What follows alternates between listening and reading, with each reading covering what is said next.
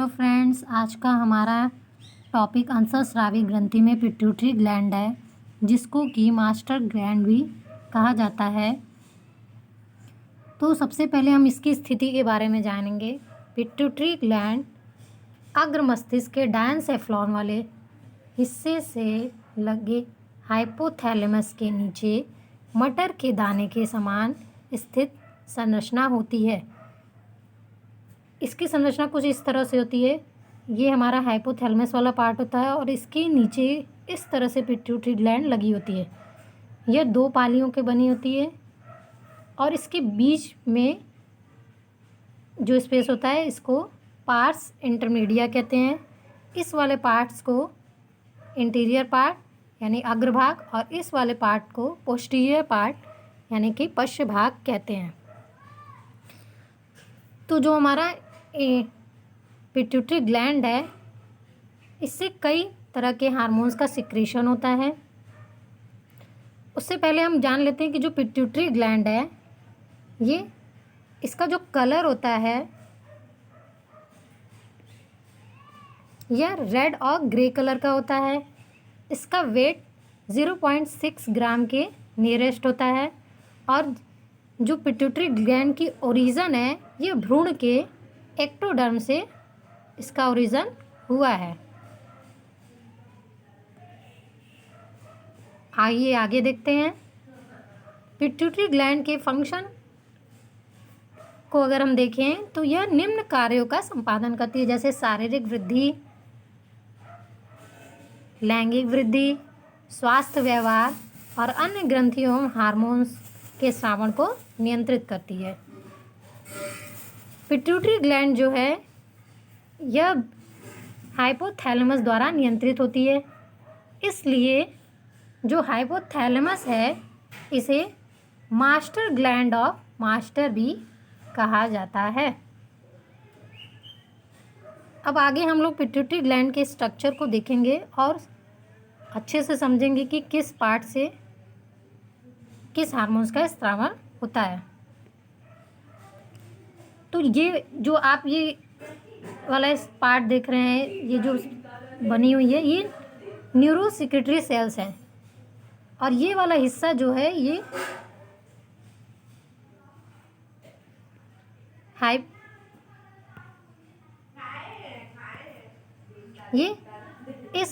ये वाला हिस्सा जो है हमारा, ये हाइपोथैलेमस है। इसमें ये जो न्यूरोसेक्रेटरी सेल्स हैं, ये 2 तरह के हार्मोन्स का स्रावण करती हैं, जो ऑक्सीटोसिन और वैसोप्रेसिन है। ये पिट्यूटरी ग्लैंड के पश्च भाग में आकर के संग्रहित हो जाती हैं। यानी कि जो पिट्यूटरी ग्लैंड का पश्च भाग है वो किसी हार्मोन्स का स्रावण नहीं करता है, बल्कि उसको स्टोर करने का काम करता है। और जो हमारे पिट्यूटरी ग्लैंड का अग्रभाग है, इसमें कई तरह के सेल्स पाए जाते हैं और जो अलग अलग प्रकार के हार्मोन्स का स्रावण करते हैं। ये वाला हिस्सा अग्रभाग, और ये जो बीच में डार्क पार्ट आप देख रहे हैं, इसको पार्स इंटरमीडिया कहते हैं।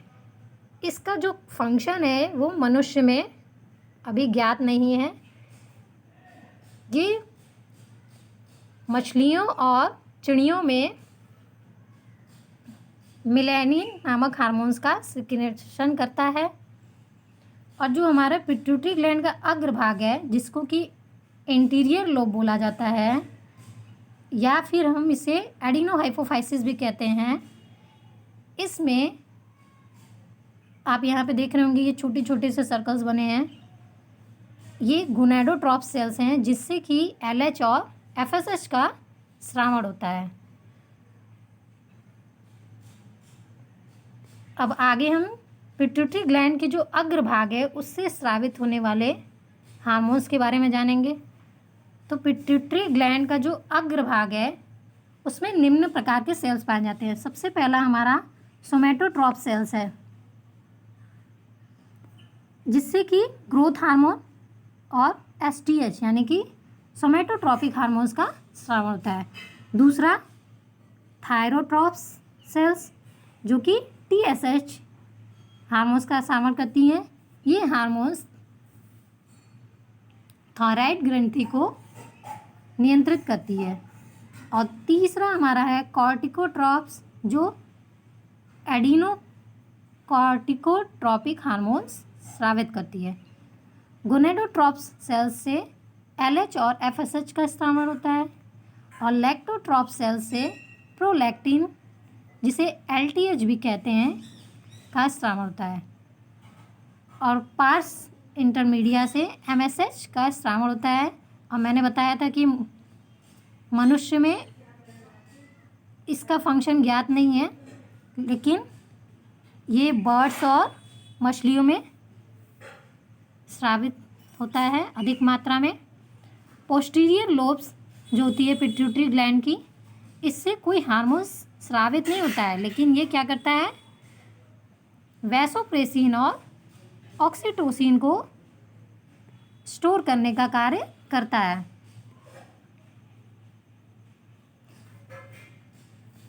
पिट्यूटरी ग्लैंड की जो अग्रपाली से निकलने वाले हार्मोन्स हैं, अब उन एक एक हार्मोन्स के फंक्शन को हम पढ़ेंगे। तो सबसे पहला जो ग्रोथ हार्मोन्स, जो अभी हमने सारे हार्मोन्स के नाम पढ़े कि कौन कौन से हार्मोन्स स्रावित होते हैं, तो उसमें जो हमारा ग्रोथ हार्मोन्स है सबसे पहला, उसका क्या फंक्शन है, तो ये क्या करता है कि 3 टाइप्स के ग्रोथ को स्टिमुलेट करता है। फिजिकल, यानी कि हमारे बॉडी फिजिकली, और मेंटल, हमारे मेंटलनेस यानी हमारा दिमागी स्तर क्या है, और सेक्सुअल ग्रोथ को रेगुलेट करता है। हमारे शरीर के कोमल व कठोर टिश्यू पर ये कार्य करता है और वृद्धि को नियंत्रित करता है।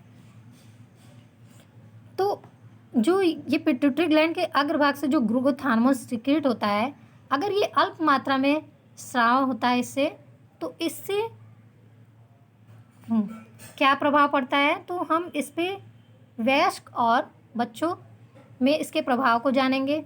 तो सबसे पहले क्वेश्चन यहीं से पूछा जा सकता है कि जो ग्रोथ हार्मोन्स है, इसके अल्प स्राव से बच्चों में क्या होता है। तो बच्चों में जो आप देखेंगे कि बच्चों की हड्डियां जो हैं वो बढ़ नहीं पाती हैं, और इस स्थिति को हम लोग बौनापन यानी कि ड्वार्फिज्म कहते हैं। तो आपको हिंदी और इंग्लिश दोनों जानना है, क्योंकि कभी कभी क्या होता है कि पेपर में हिंदी नहीं लिखा होता है, वो उसी को प्रोनाउंसिएशन फॉर्म में ही लिखे रहते हैं। तो इसलिए आपको हिंदी और इंग्लिश दोनों लैंग्वेज में जानना चाहिए डिजीज़ के नाम। तो और ये जो बच्चे जो बौने हो जाते हैं, तो उनको मिडगेट्स कहते हैं। और वयस्कों में इस हार्मोन के अल्प स्रावण से, यानी ग्रोथ हार्मोन के अल्प स्रावण से पतलापन, कमज़ोर और कम उम्र में ही वो क्या होते हैं, बूढ़े दिखने लगते हैं और प्री एजनी हो जाती है। तो इस डिजीज़ को हम लोग इस बीमारी को साइमन रोग के नाम से भी जाना जाता है। यानी जो व्यक्ति समय से पहले बूढ़ा दिखने लगता है, कमज़ोर, पतला, तो ये बीमारी साइमन रोग के सिम्टम है। अब हम लोग ग्रोथ हार्मोन्स के अधिक स्रावण से क्या प्रभाव पड़ता है, इसके बारे में जानेंगे। तो जो ग्रोथ हार्मोन्स अधिक स्रावित होता है, यानी हाइपर सिक्रीशन होता है, तो इससे बच्चों और वयस्कों में अलग अलग प्रभाव पड़ता है। बच्चों में क्या होता है, महाकायिता यानी गिंगैटिज्म, यानी कि बच्चों की जो लंबाई है वो बहुत ज़्यादा बढ़ जाती है, वो कम उम्र में ही बहुत ज़्यादा ही लंबे दिखने लगते हैं। और वयस्कों में क्या होता है, यानी जब वयस्क होने पे इस हार्मोन्स का अधिक स्रावण होना शुरू हो जाता है, तो इस अवस्था को अग्रकायिता बोलते हैं, यानी एक्रोमेगेली। यानी इसमें जो व्यक्ति का शरीर का अग्रभाग होता है, चेहरा, वो बिल्कुल गोरिल्ला जैसा दिखने लगता है, और उसमें हंचबैक और कुबड़ हो जाता है। आगे चलते हैं। दूसरा हमारा हार्मोन्स है STH हार्मोन, जिसको कि हम लोग थायराइड स्टिमुलेटिंग हार्मोन्स कहते हैं। जैसे नाम से ही पता चल रहा है कि ये जो TSH हार्मोन है, ये क्या करता है, थायराइड को नियंत्रित करता है और थायराइड ग्लैंड से थायरॉक्सिन हार्मोन्स के सिक्रीशन को प्रेरित करता है। पिट्यूटरी ग्लैंड थायराइड ग्लैंड के साथ मिलकर शरीर की वृद्धि को नियंत्रित करती है। फिर तीसरा जो हमारा पिट्यूटरी ग्लैंड से स्रावित हार्मोन्स है उसको ACTH बोलते हैं, यानी एडिनोकॉर्टिकोट्रोफिक हार्मोन्स। ये अधिवृक्क के कॉर्टेक्स भाग को प्रेरित करता है। जो अधिवृक्क होता है, जो अधिवृक्क ग्रंथि है, इसमें दो पार्ट्स होते हैं। ये पेरिफेरल वाले पार्ट्स को कॉर्टेक्स और बीच वाले भाग को मेडुला कहा जाता है। तो जो बीच वाला भाग होता है, जो मेडुला होता है, इस पे इस हार्मोन्स का आंशिक नियंत्रण होता है, और जो कॉर्टेक्स वाला पार्ट होता है यह इसको रेगुलेट करता है। तो कॉर्टेक्स वाले पार्ट से ग्लूकोकॉर्टिकॉइड हार्मोन, मिनरेलोकॉर्टिकॉइड और सेक्स कॉर्टिकॉइड हार्मोन का स्रावण होता है। ग्लूकोकॉर्टिकॉइड ब्लड में ग्लूकोज की मात्रा को नियंत्रित करता है और मिनरेलोकॉर्टिकॉइड मिनरल्स की मात्रा को नियंत्रित करने का कार्य करता है। फिर हमारा चौथा हार्मोन है GTH, यानी गोनैडोट्रोपिक हार्मोन। ये जो DTH है ये दो तरह के हार्मोन्स सिक्रेट करता है, FSH और LH। FSH का फुल फॉर्म होता है फॉलिकल स्टिमुलेटिंग हार्मोन। ये फीमेल में oogenesis यानी अंडजनन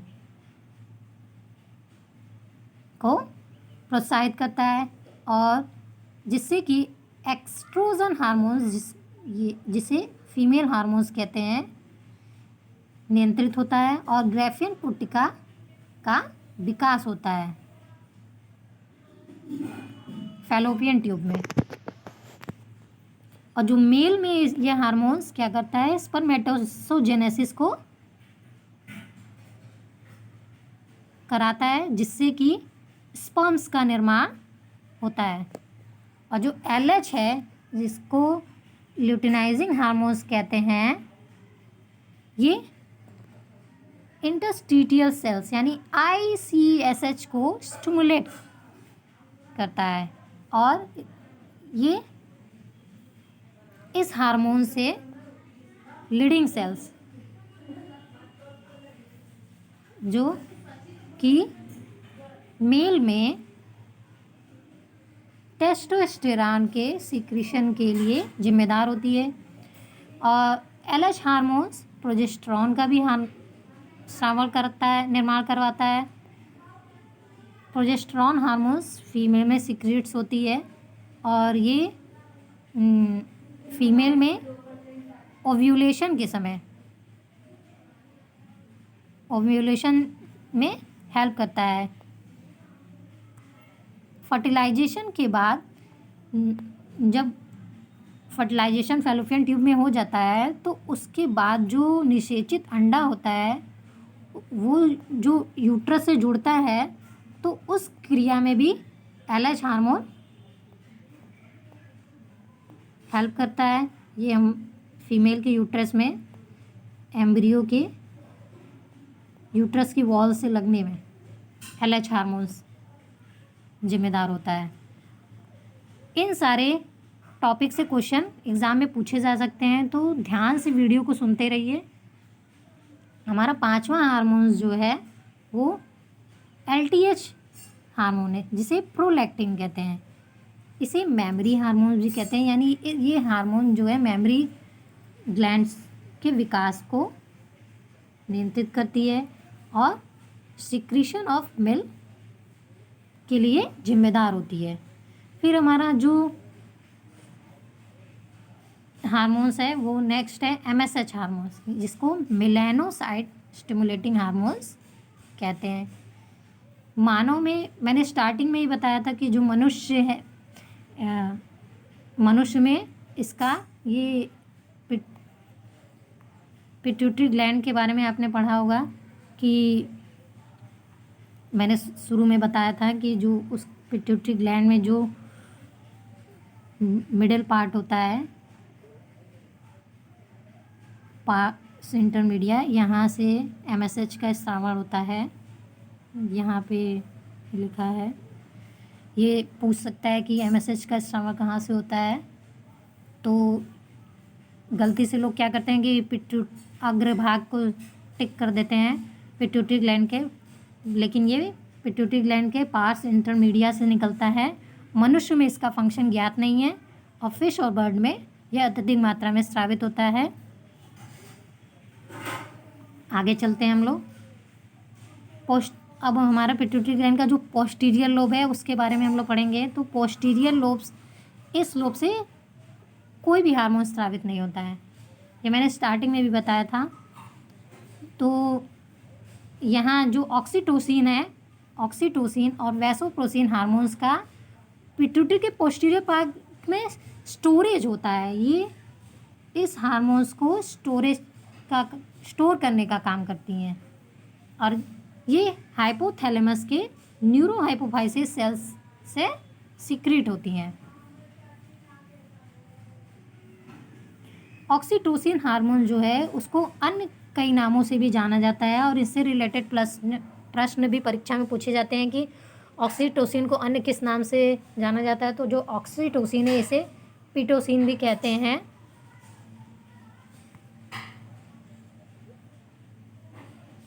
ये प्रसव हार्मोन्स,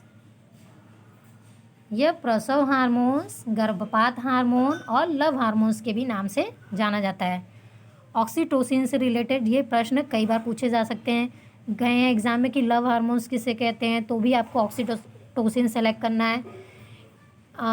पशुओं में मिल्क इंजेक्शन के लिए भी ऑक्सीटोसिन का इंजेक्शन दिया जाता है। यहाँ पे मैंने बताया भी है कि ये दूध निकालने वाला हार्मोन्स भी है। और जो फीमेल में चाइल्ड बर्थ के समय जो एंडोमायोमेट्रियम्स की अरेखित पेशियां होती हैं उनमें ये संकुचन पैदा करता है, जिससे कि फीमेल में चाइल्ड बर्थ और डिलीवरी होती है। अब हम लोग देखते हैं जो दूसरा हमारा ऑक्सीटोसिन के बाद जो दूसरा हमारा हार्मोन्स है वैसोप्रेसिन, जो कि पिट्यूटरी ग्लैंड के पोस्टीरियर भाग में स्टोर रहता है। इसका दूसरा नाम जो है एंटी डायूरेटिक हार्मोन्स है। एंटी का मतलब होता है विरोधी। आप लोग जानते ही हैं, हम लोग कहते हैं ये हमारे अगेंस्ट है, यानी कि ये हमारा विरोधी है, यानी एंटी वर्ड्स जो है विरोधी के लिए है। और जो डाई होता है, डाई का मतलब होता है दुगना, और यूरेटिक से मतलब है यूरिन, यानी कि जब इस हार्मोन्स की कमी हो जाती है तो बॉडी में क्या होता है, जल की मात्रा बढ़ जाती है और जिससे कि अधिक मात्रा में यूरिन डिस्चार्ज होता है। इस बीमारी को बहुमूत्र रोग कहते हैं। ये हार्मोन्स क्या करता है, जल की रीएब्जॉर्प्शन को प्रेरित करता है और प्यास लगने पर, गर्मियों में ब्लड में जल की कमी होने पर यह अधिक सिक्रीट होता है, जिससे कि क्या होता है हमारे बॉडी से जल का अवशोषण करके सेल्स को पहुंचा दिया जाता है। अगर इस हार्मोन्स की कमी हो जाती है तो मैंने पहले ही बताया है कि इससे क्या हो जाता है, इस हार्मोन्स की कमी से बहुमूत्र रोग होता है, जिसको कि डायबिटीज़ इंसिपिडस कहते हैं। इस हार्मोन की कमी से होने पर जल का रीअब्जॉर्प्शन क्या हो जाता है, कम हो जाता है। शरीर में जल के अब्जॉर्प्शन में कमी आ जाती है और इस वजह से क्या हो जाता है, यूरिन पतला हो जाता है, उसमें पानी की मात्रा बढ़ जाती है और इस अवस्था को ही ड्यूरेसिस कहते हैं।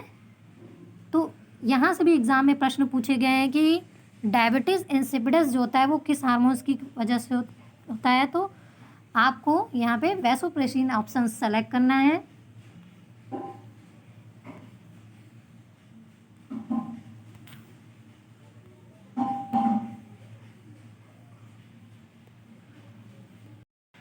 आपको वीडियो कैसा लगा ये हमें कमेंट बॉक्स में लिखिएगा, जिससे कि हम आगे भी अपने वीडियो ला सकें और हम अपने अगले वीडियो में इस टॉपिक से रिलेटेड प्रश्नों की प्रैक्टिस सेट लाएंगे, जिससे कि आपकी अच्छे प्रकार से तैयारी हो जाएगी। तो वीडियो को लाइक और शेयर करना ना भूलें।